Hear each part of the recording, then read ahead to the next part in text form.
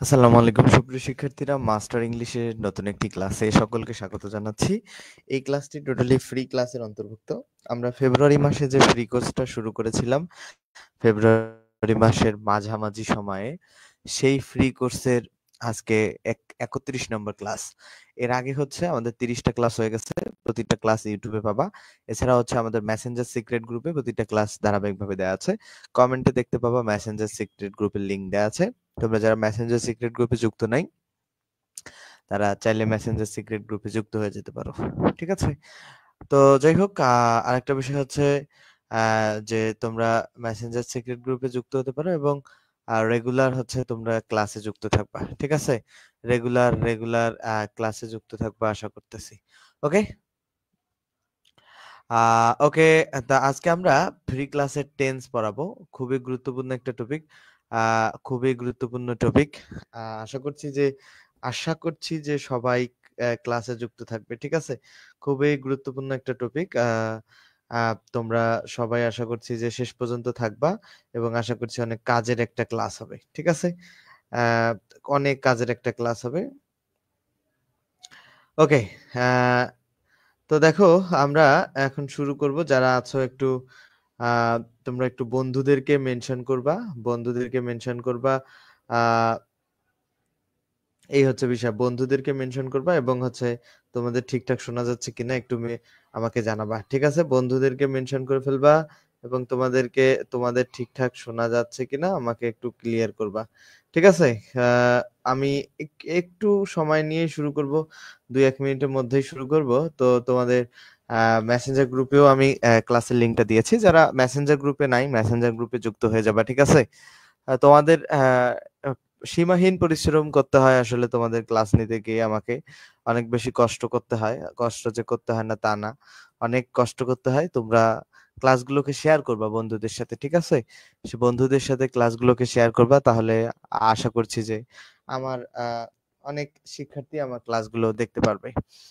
যাই হোক, যারা আছো আমার সাথে যুক্ত সকলকে ধন্যবাদ। আমরা এখন যেখান থেকে শুরু করার কথা ছিল সেখান থেকে শুরু করব। ঠিক আছে? যেখান থেকে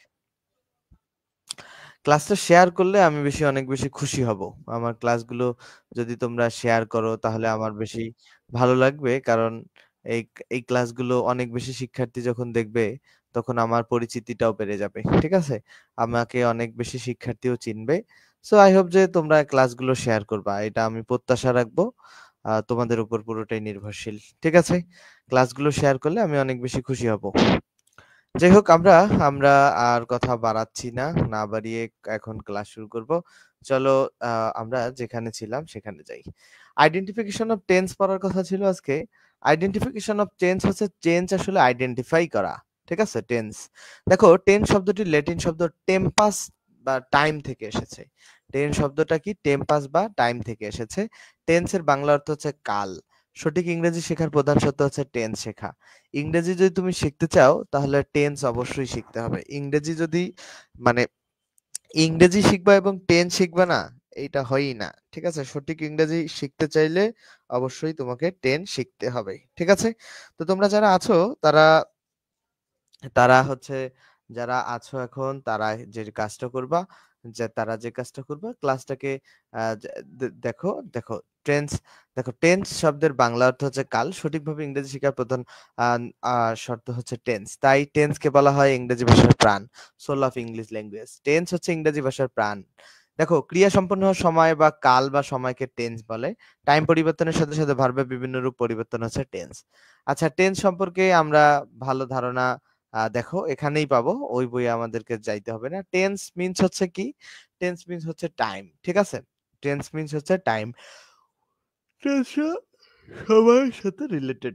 আমরা এখানে যে বিষয়টা শিখবো, present indefinite tense. Present indefinite টেন্সের ব্যাপারটা কি? প্রেজেন্ট মানে হচ্ছে কি? প্রেজেন্ট মানে হচ্ছে বর্তমান। ঠিক আছে? বর্তমান। হ্যাঁ? প্রেজেন্ট হচ্ছে বর্তমান। তো এটা বর্তমান কালের আমরা ইনডিফিনিট টেন্সটা শিখতেছি। তো প্রেজেন্ট ইনডিফিনিট টেন্সে মনে রাখতে হবে সাবজেক্ট থাকবে, ভার্বের প্রেজেন্ট ফর্ম থাকবে, তারপরে বাকি অংশ থাকবে। যদি থাকে তাহলে থাকবে। তাহলে গঠনটা হচ্ছে কি? সাবজেক্ট থাকবে, মূল ভার্বের প্রেজেন্ট ফর্ম থাকবে, প্লাস বাকি অংশ থাকবে। সাবজেক্ট, মূল ভার্বের প্রেজেন্ট ফর্ম, বাকি অংশ থাকবে। ঠিক আছে? সাবজেক্ট মূল ভার্বের প্রেজেন্ট ফর্ম প্লাস বাকি অংশ থাকবে। তো যে বিষয়টা খেয়াল করবা, এখানে সাবজেক্ট থাকবে একটা। ধরো আমি একটা এক্সাম্পল এখানে যদি খেয়াল করি, হি রিডস এ বুক। দেখো হি একটা সাবজেক্ট আছে, এই যে একটা ভার্বের প্রেজেন্ট ফর্ম আছে, ঠিক আছে। হি ওয়াচেস টিভি এভরি নাইট। দেখো হি আছে, দেখো ভার্বের প্রেজেন্ট ফর্ম আছে। দেখো মূল বিষয় হচ্ছে সাবজেক্ট থাকবে এবং ভার্বের প্রেজেন্ট ফর্ম থাকবে। এখন কথা হইতেছে প্রেজেন্ট ইনডিফিনিট টেন্স যে হবে সেটা আমরা বুঝবো কিভাবে?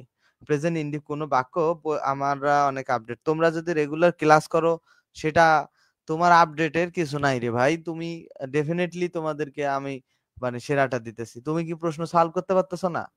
তোমরা তো নিজেরা পড়াশোনাই করো না। পড়াশোনা করলে তো ভালো হইতো। এই যে স্টুডেন্টরা এখন ক্লাসে যুক্ত হয়েছে 18 জন, এই 2 মিনিট পরে দেখবা যে 5 জন স্টুডেন্ট নাই, এই যে 4 জন স্টুডেন্ট হারাই গেল। 18 জন এখন হয়ে গেল 14 জন। তো মূল কথা হচ্ছে স্টুডেন্টরা মিনিমাম পড়াশোনা স্টুডেন্টরা করে না বললে আমার মনে হয়, ঠিক আছে। তো তোমরা পড়াশোনা করো না, তোমাদের জন্য আমি ক্লাস দেই, এটাই তো আমার অনেক বেশি কষ্ট। তো প্রতিদিন আমি কত কষ্ট করে টাইম মেনটেন করে করে ক্লাস দেই, অথচ স্টুডেন্টরা পড়াশোনা করে না। খুবই দুঃখজনক একটা বিষয়, খুবই দুঃখজনক একটা বিষয় যে স্টুডেন্টদের পড়াশোনার প্রতি এত মানে আগ্রহ কম। খুবই দুঃখজনক, খুবই দুঃখজনক একটা বিষয়, ঠিক আছে। তো যাই হোক, আসলে কি আর করার, তোমরা যেটা ভালো বুঝো যতটুকু, যারা পড়াশোনা করবে তারা ভালো করবে, যারা পড়াশোনা করবে না তারা ভালো করবে না। এটাই তো স্বাভাবিক বিষয়, তাই না? পড়াশোনার উপরই অনেক কিছু বিষয় নির্ভরশীল তাই আর কি। তো খেয়াল করো, আমরা যেখানে ছিলাম আমরা সেখানে যাই। ক্লাস করলে উপকার হবে মানুষের। দেখো হি রিডস এ বুক, এখন প্রেজেন্ট ইনডিফিনিট টেন্স কিভাবে চিনবো? তো প্রেজেন্ট ইনডিফিনিট টেন্সটাই সাধারণত অতীতকাল, বর্তমানকাল এবং ভবিষ্যৎকাল 3 কালেই বোঝাবে। সে রিডস এ বুক মানে সে বই পড়ে। বই পড়ে মানে অতীতে পড়ে ব্যাপারটা এমন না। ভবিষ্যতে মানে ব্যাপারটা হচ্ছে যে বইটা সে সব সময় পড়ে। ঠিক আছে? যে যখন এইরকম বোঝাবে তখন present indefinite tense. He watches TV every night. সে দেখে প্রতি রাতে টিভি দেখে। এই যে বলে না যে চিরন্তন সত্য, ঐতিহাসিক সত্য, অভ্যাসগত কর্ম, তারপরে লেখকের উক্তি ক্ষেত্রে প্রেজেন্ট ইনডিফিনিট টেন্স ব্যবহার হয়। তো প্রেজেন্ট ইনডিফিনিট টেন্স এগুলো বাক্য খেয়াল করবা যে এই ধরনের বাক্যতে সাধারণত ব্যবহার হয় প্রেজেন্ট ইনডিফিনিট। এখন প্রেজেন্ট ইনডিফিনিট টেন্সে এখন সাবজেক্ট যদি থার্ড পারসন সিঙ্গুলার নাম্বার হয় তাহলে ভার্বের সাথে এস বা ইএস যুক্ত হয়। প্রেজেন্ট ইনডিফিনিট টেন্সে সাবজেক্ট যদি থার্ড পারসন সিঙ্গুলার নাম্বার হয় তাহলে ভার্বের সাথে এস বা ইএস যুক্ত হয়। তাহলে দেখো, দেখো ভার্বের শেষে একটা S, S S, C S, X, O এবং এগুলো যদি থাকে তাহলে দেখো এই যে ওয়াশ শব্দটা খেয়াল করো, ওয়াশ শব্দটা শেষে কি সিএস আছে না? সিএস আছে, এই কারণে সাবজেক্ট যদি থার্ড পারসন সিঙ্গুলার হয়, যদি এখানে হি বসাও যে থার্ড পারসন সিঙ্গুলার, ওয়াসের সাথে ইএস বসাতে হবে, হি ওয়াসেস কারেক্ট উত্তর হবে। ঠিক আছে? তো এরকম এখানে আছে দেখো রিডস, রিডস এর সাথে এস বসছে, কারণ কি? এই যে রিডের রিড বানানটা শেষে কি কোনো কিছু আছে? ডাবল এস আছে, এস এস আছে, সিএস আছে, এক্স আছে, ও আছে না? নাই। তাহলে যদি কোনো ভার্বে, কোনো বাক্যের subject third person singular number হয় তাহলে ভার্বের শেষে যদি এই যে double S, S S, C S, X O Z থাকে তাহলে হবে ইএস। তাহলে কি যুক্ত হবে? ইএস। আর যদি না থাকে তাহলে এস যুক্ত করে করতে হবে। ঠিক আছে? আশা করছি এটা বুঝতে পারছো। সাদিয়া ওয়ালাইকুম আসসালাম। আশরাফ ওয়ালাইকুম আসসালাম। ভাই তোমরা ক্লাস করো, আমি ক্লাস করলে খুশি। ঠিক আছে? ক্লাস না করা স্টুডেন্টকে আমার কখনোই ভালো লাগে না। যারা ক্লাস করে না তাদেরকে আমার কখনোই পছন্দ না। ঠিক আছে? সো তোমরা রেগুলার ক্লাস করলেই আমি হ্যাপি। ক্লাস করবা তাহলেই আমার খুশি লাগবে। ঠিক আছে? ক্লাস করতে চাও না তোমরা, এটা কোনো কথা? তো এখানে খেয়াল করো প্রেজেন্ট ইনডিফিনিট টেন্সে যে বিষয়টা আরো খেয়াল করবা, প্রেজেন্ট ইনডিফিনিট টেন্স ডোনেটস, কি ডোনেটস করে? An action, present time, habitual and eternal. দেখো দেখো বর্তমান সময়, হ্যাবিচুয়াল অভ্যাসগত, ইটারনাল, এই বিষয়গুলো হচ্ছে প্রেজেন্ট ইনডিফিনিট টেন্স কি করে? তোমার ডোনেটস করে। তারপর দেখো 4 number, habitual facts is expressed only in. দেখো এটা হচ্ছে প্রেজেন্ট ইনডিফিনিট টেন্স, হ্যাবিচুয়াল ফ্যাক্টসটা। Which of the following is an example of active and present indefinite tense. দেখো কোনটা অ্যাক্টিভ এন্ড প্রেজেন্ট ইনডিফিনিট টেন্সের এক্সাম্পল? 5 নাম্বারটা দেখো, which of the following is an example of active and present indefinite টেন্সের উদাহরণ। দেখো he is writing, দেখো is এটা কন্টিনিউয়াস, আইএনজি আছে। আই হ্যাভ ইনভাইটেড, এটা present perfect. He has done, present perfect. Floods destroys crops, এটা present indefinite. যে floods verb plural না subject, sorry subject plural noun, এখানে ডেস্ট্রয় ভার্ব প্রেজেন্ট ফর্ম, আর এখানে ক্রপস আছে অবজেক্ট। 6 নম্বর প্রশ্ন বলছে যে find out the tense of the following sentence. Let it be done. Let it be done এটা হচ্ছে প্রেজেন্ট ইনডিফিনিট টেন্স। ঠিক আছে? Let it be done present imperative সেন্টেন্সে দেখো ইম্পারেটিভ সেন্টেন্স অ্যাক্টিভ অথবা প্যাসিভ প্রেজেন্ট ইনডিফিনিট টেন্সে হয়ে থাকে। ইম্পারেটিভ সেন্টেন্স অ্যাক্টিভ প্যাসিভ যাই হোক না কেন সেটা প্রেজেন্ট ইনডিফিনিট টেন্সে হয়ে থাকে। বুঝতে পারলা কি তোমরা? আচ্ছা তোমরা যারা ক্লাসটা দেখো তোমরা কমেন্ট করো না কেন ভাই? এই যে 6টা এমসিকিউ যে পড়ালাম তোমরা কি এটা ক্লিয়ার বুঝতে পারছো? এই 6টা এমসিকিউ তোমরা কি বুঝতে পারছো কিনা আমাকে বলো তো? যে 6টা এমসিকিউ কি বুঝতে পারছো তোমরা? 6টা এমসিকিউ কি তোমরা বুঝতে পারলা কিনা আমাকে একটু বলো তো? 6টা এমসিকিউ কি তোমরা বুঝতে পারছো? যদি বুঝতে পারো তাহলে আমাকে জানাও।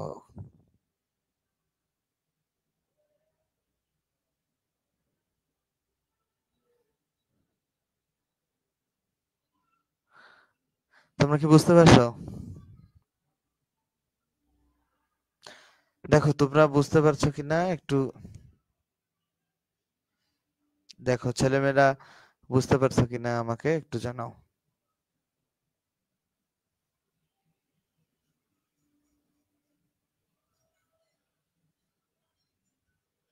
ওকে, ওকে, বুঝতে পারছে সিদ্দিকুর। ওকে, থ্যাংক ইউ। তোমাদের মন্তব্যগুলো অবশ্যই করা উচিত, ঠিক আছে? যে মন্তব্য না করলে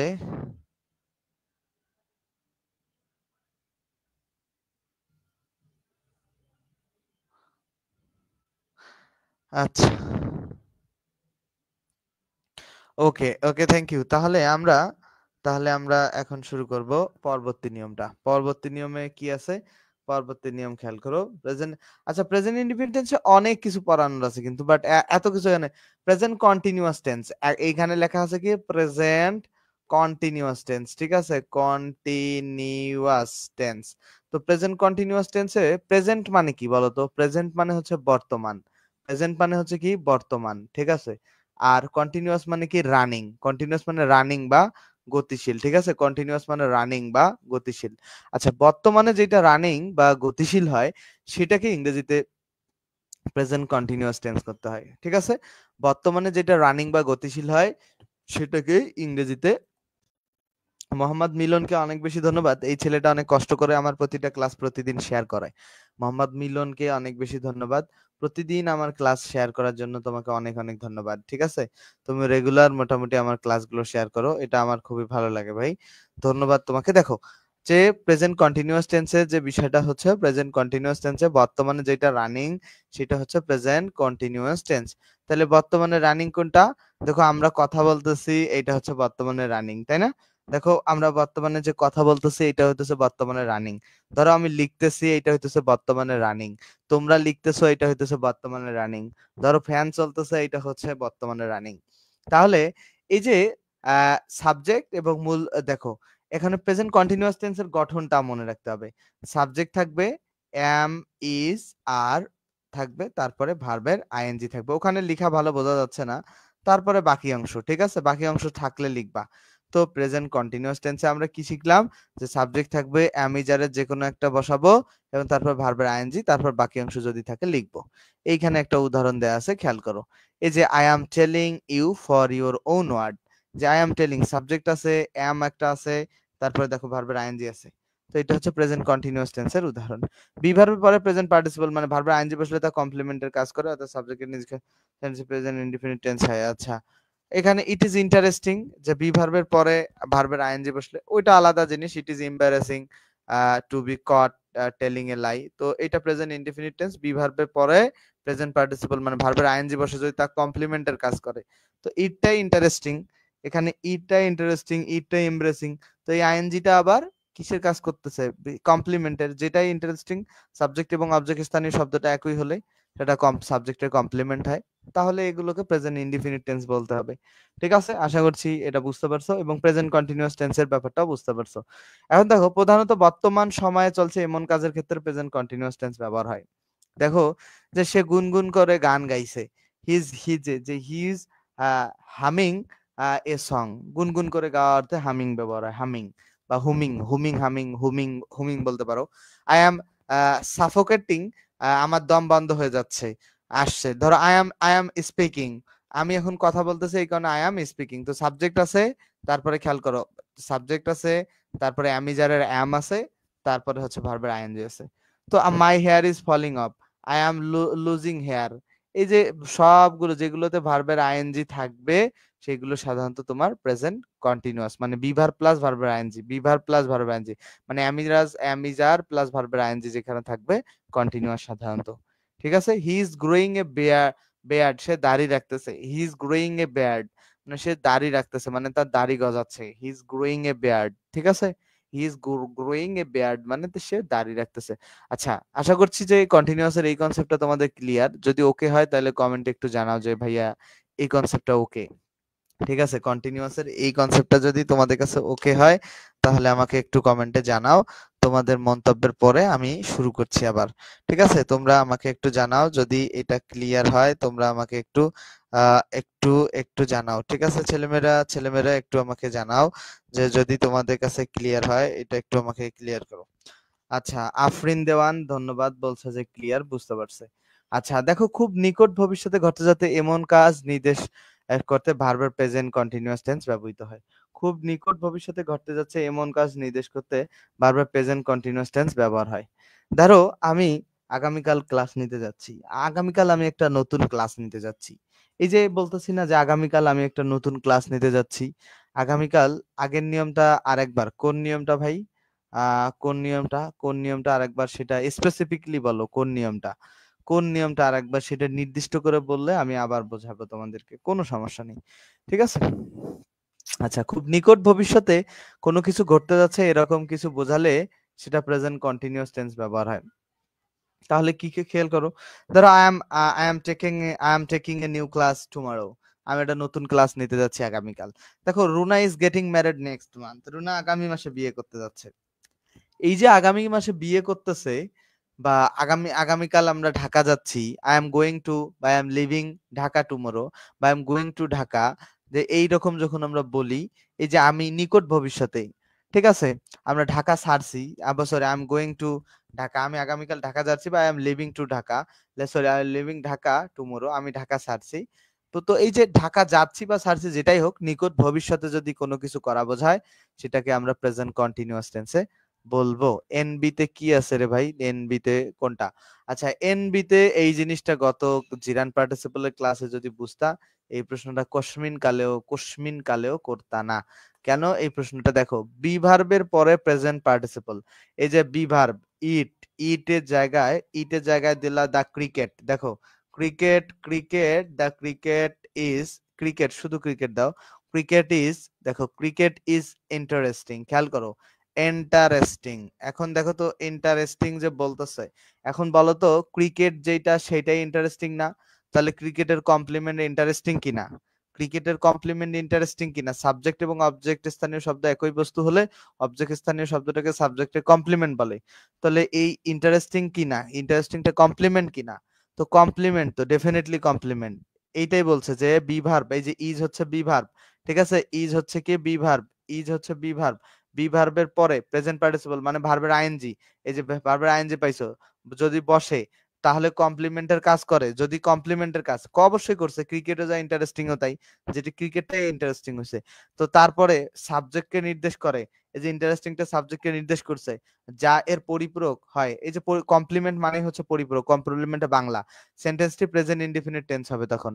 বুঝতে পারছো যে ইট ইজ ইন্টারেস্টিং, এটা তোমার present indefinite, it is embarrassing present indefinite. আশা করছি এটা বুঝতে পারছো। বুঝছো?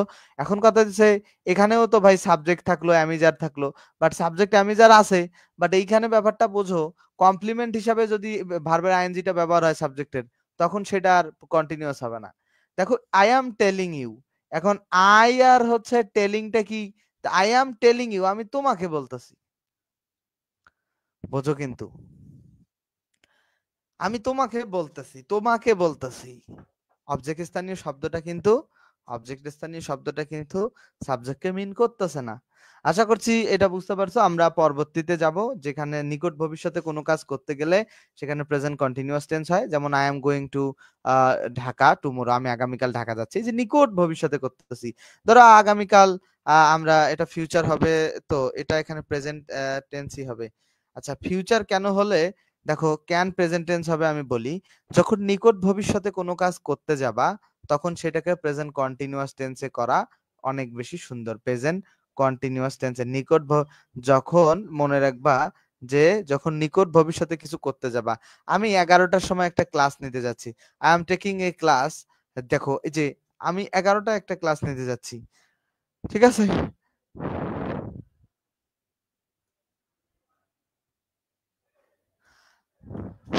I am taking a class.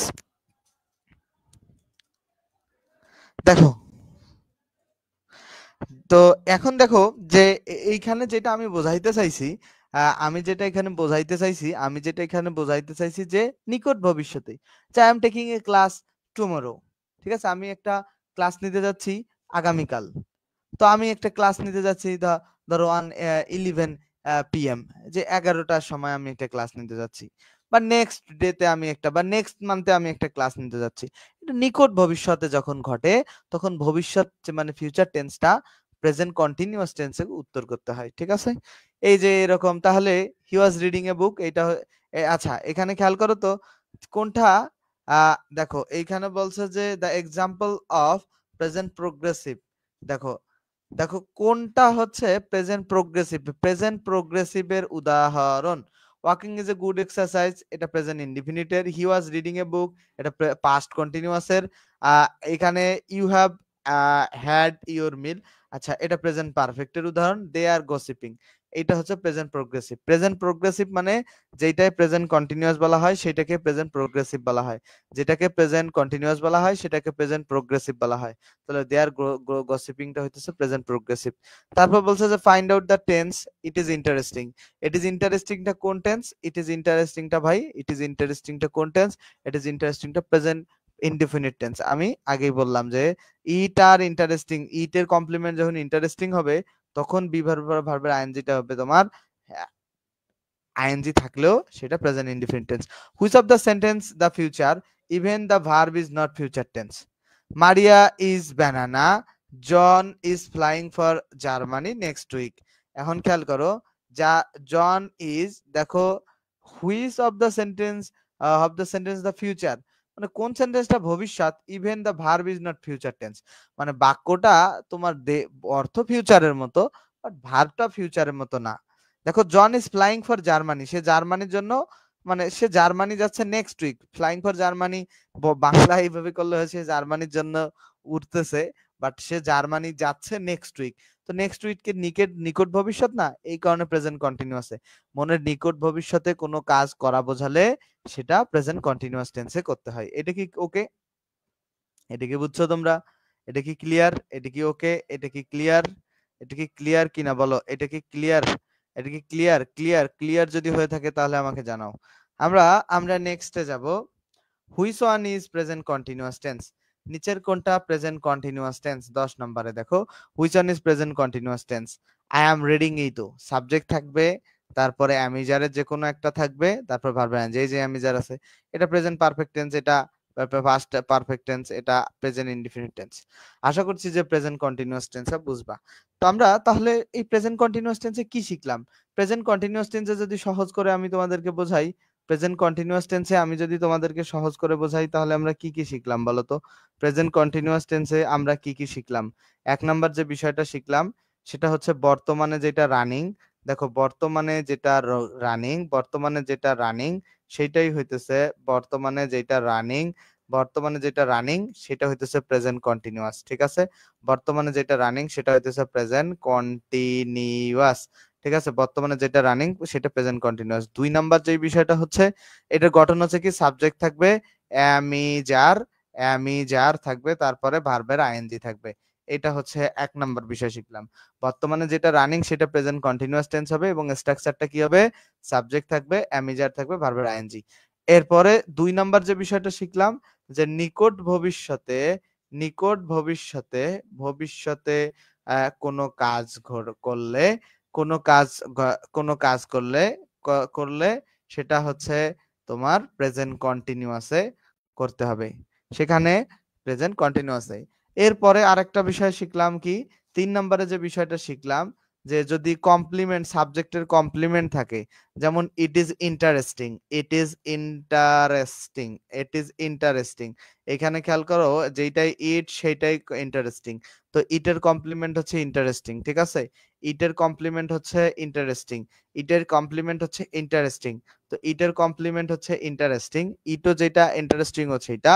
তখন বি ভার্বের পরে এই যে ইন্টারেস্টিং যে ভার্বের আইএনজি, এই ভার্বের আইএনজিটা থাকা সত্ত্বেও এটাকে প্রেজেন্ট ইনডিফিনিট টেন্স বলতে হবে। ঠিক আছে, প্রেজেন্ট ইনডিফিনিট। মেহেদি বলছে ক্লিয়ার। যারা যারা কমেন্ট করতেছো তাদের জন্য সবসময় ফ্যাসিলিটিস থাকবে।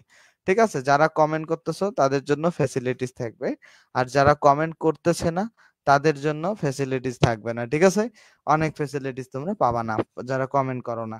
প্রশ্ন উত্তর তোমাদের যারা কমেন্ট করো না, তারা যদি ভবিষ্যতে কখনো কমেন্ট করো যে ভাইয়া এটা বুঝি নাই, তাদের উত্তর আর দিব না আমি।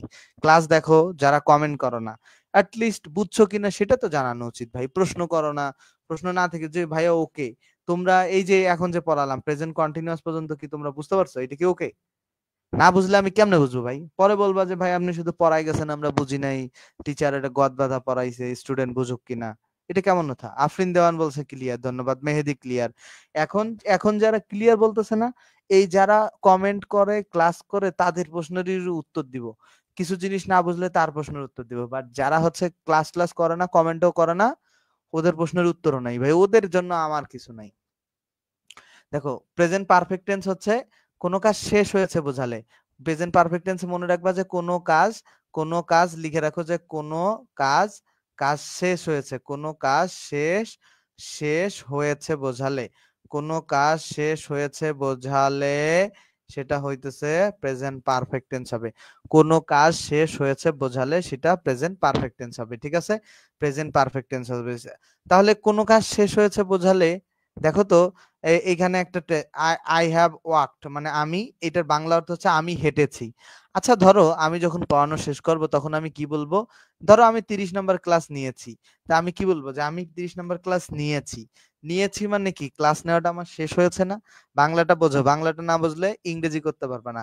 আমি 30 নম্বর ক্লাস নিয়েছি, নিয়েছি মানে কি? আমার 30 নম্বর ক্লাস নেওয়া হয়ে গেছে না? নিয়েছি মানে কি? আমার 30 নম্বর ক্লাস নেওয়া হয়ে গেছে না? নিয়েছি, আমি 30 নাম্বার ক্লাস নিয়েছি মানে আমার 30 নাম্বার ক্লাসটা নেয়া হয়ে গেছে।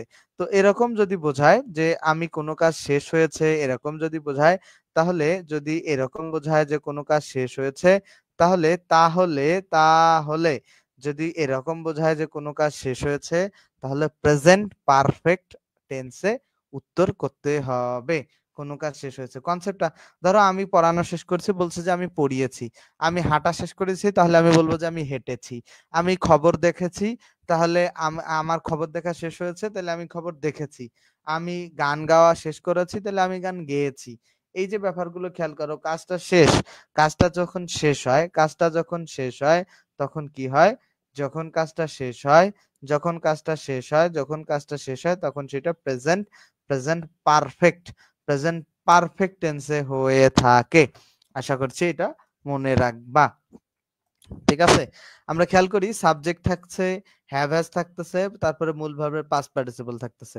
সাবজেক্ট থাকতেছে, হ্যাভ হ্যাজ থাকতেছে, মূল ভার্বের পাস্ট পার্টিসিপল থাকতেছে। এটা হইতেছে প্রেজেন্ট পারফেক্ট টেন্স। সাবজেক্ট থাকতেছে, হ্যাভ হ্যাজ থাকতেছে, মূল ভার্বের পাস্ট পার্টিসিপল থাকলে সেটা কি? Present perfect tense. Present perfect tense. দেখো 11 number, which one is present perfect tense? I have walked, I have walked, I have walked, I have ওয়াকডটা হচ্ছে প্রেজেন্ট পারফেক্ট টেন্স। আমি হেঁটেছি। এই যে you have saved my face, যে তুমি আমার মুখ রক্ষা করছো বা তুমি আমার সম্মান রক্ষা করছো। এই যে সম্মান রক্ষা করাটা হয়েছে না? You have saved my face. এই কারণে প্রেজেন্ট পারফেক্ট টেন্স। এখানে গঠন কি? সাবজেক্ট হ্যাভ হ্যাজ ভার্বের ভি3।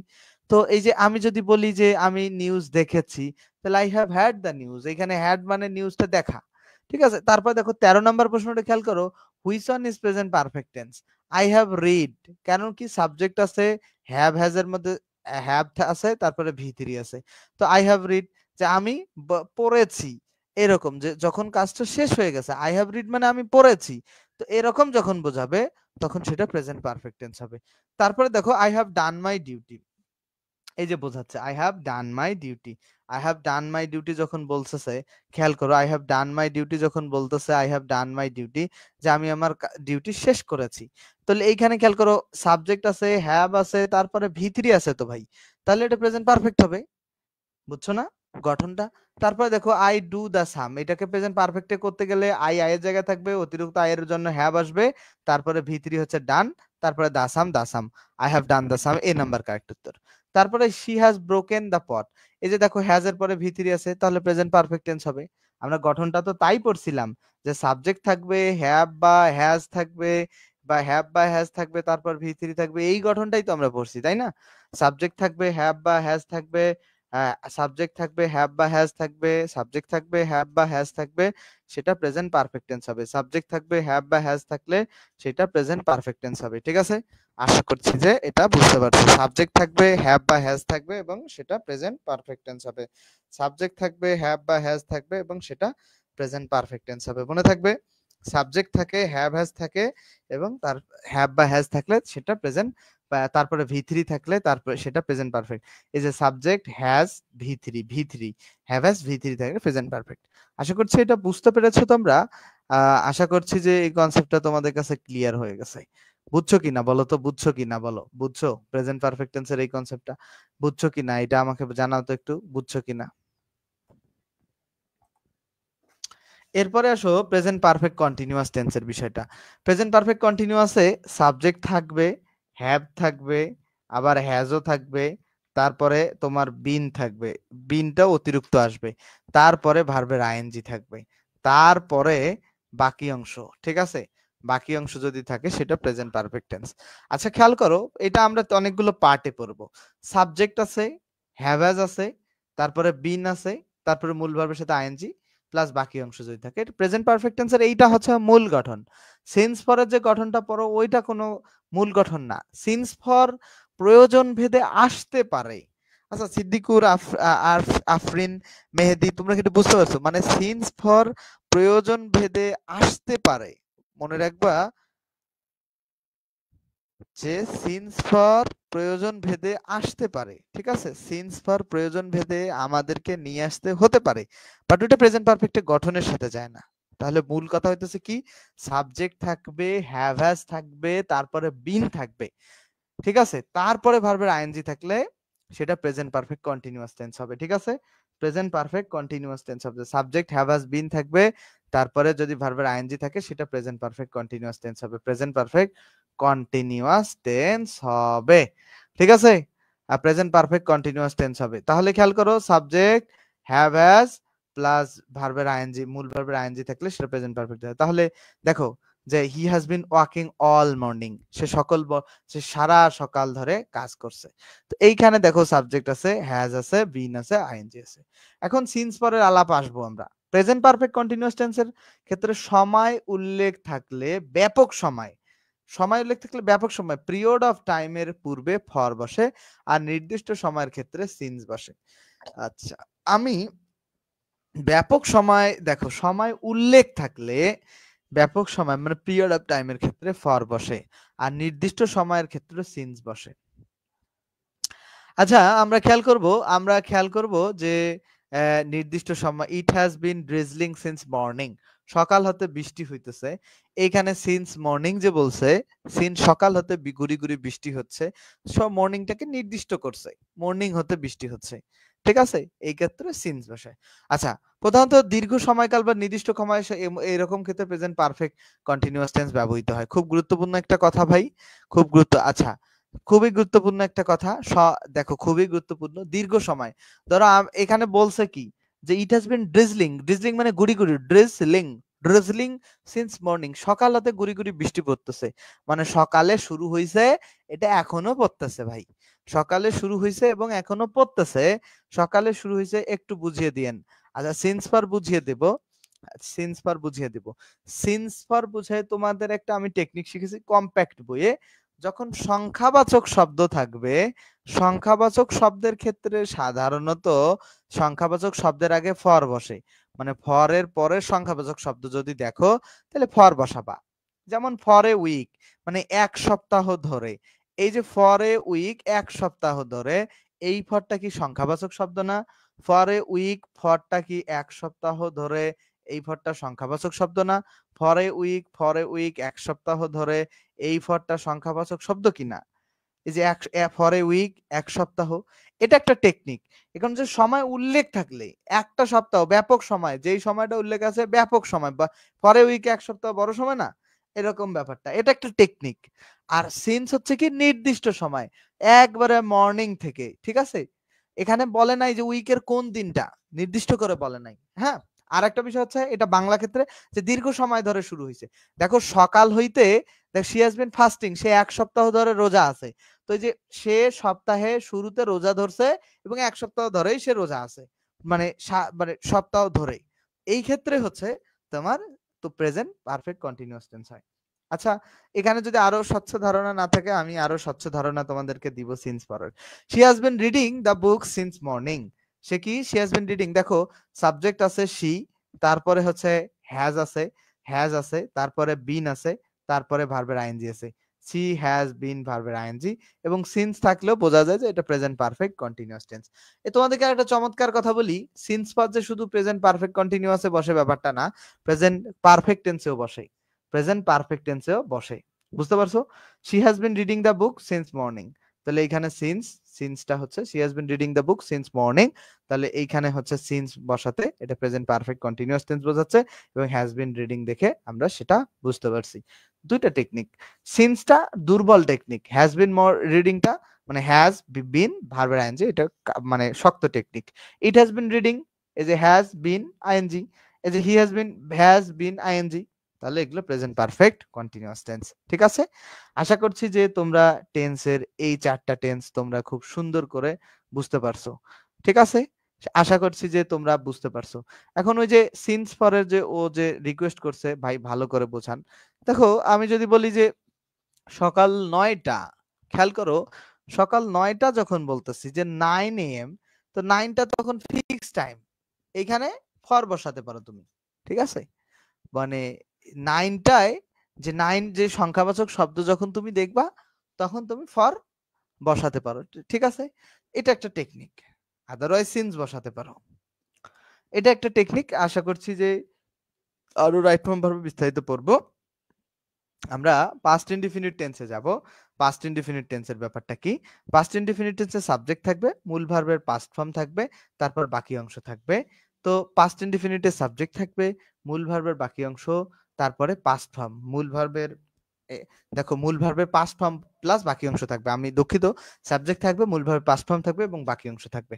আচ্ছা, এই ব্যাপারটা বোঝাই এখানে আচ্ছা, পাস্ট ইনডিফিনিট টেন্স চেনার কিছু উপায় আছে। Yesterday, ago, long since, last, এবং বিভিন্ন অতীতের সময়। অতীতের সময় ধরো 1971 কি অতীত না, ধরো তো 1757 সাল, এগুলো অতীত না। এইরকম যদি কোনো হিন্টস দেখো সেটা পাস্ট ইনডিফিনিট টেন্সে করবা। একটা এক্সাম্পল ধরো, went I went to school, দেখো I went to school yesterday, দেখো I went to school yesterday, খেয়াল করো আমি গতকাল স্কুলে গিয়েছিলাম। এইখানে খেয়াল করো এই যে সাবজেক্ট আছে না, পাস্ট ফর্ম আছে না, ভার্বের ভি টু ফর্ম আছে না, সাবজেক্ট ভার্ব এবং ইয়েস্টারডে আছে। তো এই ইয়েস্টারডে দেখে এবং সাবজেক্ট এবং ভার্ব ভি টু দেখে আমরা এটা বুঝতে পারলাম যে এটা পাস্ট ইনডিফিনিট টেন্স। বুঝছো? তাহলে তাহলে এখানে যেটা বিষয় মনে রাখবে, সাবজেক্ট মূল ভার্ব পাস্ট ফর্ম থাকবে। পাস্ট ফর্ম মানে হচ্ছে যেটাকে ভি টু বলো তোমরা, এবং কাজটা অতীতে ঘটে গেছে, যেটা অতীতে সাধারণত এই হালকা অতীতে ঘটে গেছে, সামান্য অতীতে ঘটে গেছে, অতীতে ঘটে গেছে, যেটা অতীতে ঘটে গেছে সেটা সাধারণত পাস্ট ইনডিফিনিট টেন্স হয়ে থাকে। বুঝতে পারছো? এখানে সাবজেক্ট থার্ড পারসন সিঙ্গুলার হলেও ভার্বের সাথে এস বাই এস পাস্ট ইনডিফিনিটে হয় না। পাস্ট ইনডিফিনিটে সাবজেক্ট দেখো, এখানে ধরো আমি আই ওয়েন্ট বলছি না, এখানে তুমি যদি হি বসাও তাহলে ওই ওয়েন্টেই বসাতে হবে। এখন তুমি এটার সাথে এস বা ইএস যুক্ত করতে পারবা না, কারণ পাস্টে কখনো এস বা ইএস যুক্ত হয় না, সাবজেক্ট যেই পার্সনেই থাকুক না কেন। বুঝতে পারছো? পাস্টে কখনো এস বা ইএস যুক্ত হয় না। তাহলে একটা এক্সাম্পল সব পাস্ট ইনডিফিনিট কি মিন্স করে, এই যে past indefinite and a single act in the past, একটা সিঙ্গেল যে মানে কার্যক্রম প্রকাশ করে, বা একটা সিঙ্গেল কাজ প্রকাশ করে যেটা অতীতের। তারপরে 21 নম্বরে খেয়াল করো যে I read an interesting book for few days, আমি একটা খুবই এই যে মজাদার বই পড়তেছি ফিউ ডেজ এগো। এই যে কয়েকদিন আগে থেকে এই এগো থাকলে সেটা পাস্ট ইনডিফিনিটে করতে হয়, এবং সাবজেক্ট এই যে রিড, এটা ভি টু, আই রিড, ঠিক আছে? তাহলে এটা তোমার পাস্ট ইনডিফিনিট। এখন এইটা রিড দেখে যে বোঝার উপায় নাই, তাই না? এই এগো দেখে তো বোঝার উপায় আছে। এরপরে আসো আমরা 22 number, which sentence is the past indefinite tense.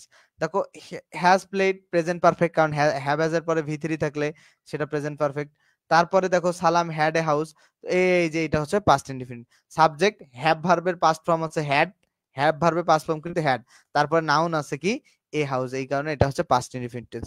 23 number, which of the following is in past tense, past indefinite tense. ঠিক আছে, কোনটা পাস্ট ইনডিফিনিট টেন্সে আছে, which of the following is in past indefinite tense. Okay, কোনটা past indefinite টেন্সে আছে। তো এখানে খেয়াল করো যে it, Ryan was sleeping, it was raining, it has been raining, Sohel Sohel had car, যে সোহেলের একটা কার ছিল। এখানে খেয়াল করো এই যে হ্যাভ ভার্বের ভি2 হচ্ছে হ্যাড, তো সোহেলের একটা কার ছিল, এটা হচ্ছে পাস্ট ইনডিফিনিট টেন্স। আশা করছি যে পাস্ট ইনডিফিনিট টেন্স চেনার ব্যাপারটা বুঝতে পারছো, এবং যেটা অতীত হয়ে গেছে সেইটা সাধারণত পাস্ট ইনডিফিনিট, এই সেন্সটা মাথায় রাখবা। আশা করছি তাহলে ক্লিয়ার হবে। আর এটা হচ্ছে আমাদের 31 নাম্বার ক্লাস, ঠিক আছে, 31 নাম্বার 31, 31 নাম্বার ক্লাস, ফ্রি ক্লাসের, ফ্রি ক্লাসের 31 নাম্বার ক্লাস, ফ্রি ক্লাস। আর কিছু টপিক পড়ালেই ফ্রি কোর্সটার ক্লাস শেষ হয়ে যাবে, আর সম্ভাব্য 20-25টা ক্লাস লাগতে পারে। আমি সেটা ঈদের আগেই নেওয়ার চেষ্টা করব, যেহেতু আমার হাতে ঈদ পর্যন্ত প্রায় 7 দিন, আর এদিকে হচ্ছে 11 দিন, 11-7-18 দিন আছে। আমি 18 দিনের মধ্যে মাস্টারের সবগুলো ক্লাস শেষ করে দেওয়ার চেষ্টা করব, ফ্রি ক্লাসগুলো, ঠিক আছে? এটা আমার একটা চেষ্টা থাকবে। তার এখন আরেকটা বিষয় হচ্ছে যে ইংলিশ সিকার্স এর এই মাস্টারের পেইড কোর্সে যদি তোমরা ভর্তি হতে চাও, ইউটিউবে যারা ক্লাস দেখো তারা নাম্বারে কল দিবা, কমেন্ট করে লাভ নাই, কারণ ইউটিউবে কমেন্টের রিপ্লাই দিলে তোমার কাছে যায় কিনা জানি না। সরাসরি নাম্বারে ফোন দিবা 01707442501। এই কোর্সটা কিন্তু স্পেশাল ফ্যাসিলিটিস আছে। ফ্যাসিলিটিস কি, ক্লাসটা তুমি কথা বলতে পারবা, এটা বিশেষ আকর্ষণ ক্লাসে। এবং 0 থেকে বেসিক ইংলিশ, তুমি ধরো ইংরেজিতে চরম দুর্বল, এই চরম দুর্বল স্টুডেন্টে কিভাবে ভালো করবে ইংরেজিতে, 0 থেকে বেসিক ইংলিশ কোর্সটা তাকে আমি পড়াবো যেন ইংরেজিতে সে ভালো করে। মোট ক্লাস বইটি শেষ হইতে যত ক্লাস লাগে সেই ক্লাস পাবে, এবং কোর্স ফি এককালীন 510 টাকা, 0 থেকে বেসিক ইংলিশ কোর্সটা সহ, মানে মাস্টারের কোর্স এবং 0 থেকে বেসিক ইংলিশ কোর্স দুইটা সহ মাত্র 510 টাকা। ভর্তি হতে 01707442501 এই নম্বরে বিকাশ বা নগদে সেন্ড মানি করতে হবে, ঠিক আছে? কি করতে হবে? Send money. আর আমি ঢাকা বিশ্ববিদ্যালয়ের শিক্ষার্থী, প্রায় 5 বছর ধরে পড়াচ্ছি শিক্ষার্থীদেরকে। আমি পুরো কোর্সটা আমি একা ক্লিয়ার করব, ঠিক আছে? পুরো কোর্সটা। এখানে কিছু সুবিধা আছে তোমাদের জন্য, ঠিক আছে? Master English A to Z grammar পার্টটা আমি পড়াবো তোমাদেরকে, গ্রামার পার্ট। 0 থেকে বেসিক ইংলিশ কোর্স ফ্রি, মাস্টারের সকল এমসিকিউ প্লাস গ্রামার তোমরা পাবা। জুমে লাইভ ক্লাস হবে, ফেসবুক লাইভ হবে, এবং ক্লাস মিস গেলে সেগুলো রেকর্ড পাবা, এবং কোশ্চেন সলভ গ্রুপ তো তোমাদের জন্য থাকবে। সো অনেক বেশি ফ্রুটফুল একটা কোর্স হবে। মাত্র 510 টাকার বিনিময়ে প্রায় মানে 70-80টা বা 60টা ক্লাস তোমরা করতে পারবা। চাইলে ভর্তি হতে পারো। অনেক বেশি এখন লাইভ ক্লাস হবে প্রতিটা ক্লাস, ঠিক আছে? আশা করছি যে তোমরা কোর্সটা বিবেচনায় রাখবা ভর্তি হওয়ার ব্যাপারে, ঠিক আছে? কোর্সটা ভালো লাগলে কোর্সটা কিনো, কাজে লাগবে তোমাদের। ধন্যবাদ সকলকে, ভালো থাকবা। আবার ক্লাস হবে ইনশাআল্লাহ। ভালো থাকবা সকলেই।